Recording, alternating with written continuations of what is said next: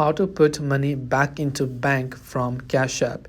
If you want to put money back into bank from Cash App, in other words, you just want to withdraw the money from Cash App to your bank account, first of all, you have to make sure that you have linked your bank account. To link your bank account, open up Cash App, tap on the profile icon located at the top right hand side, and from there you want to simply scroll, look for the option called Linked Banks and tap on it. Select Link Debit Card and make sure to link either with your debit card, or you can also tap on No Card and then basically link it with your online banking details. Next up, to withdraw the money after you've linked your bank account, come to the Home tab and there you'll find your cash balance. Now, depending upon how much cash balance you have, you can just tap the withdraw button and you can just withdraw the funds to your linked bank account.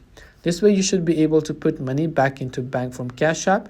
I hope this video helped you. If you have got any further questions, feel free to also leave them down below.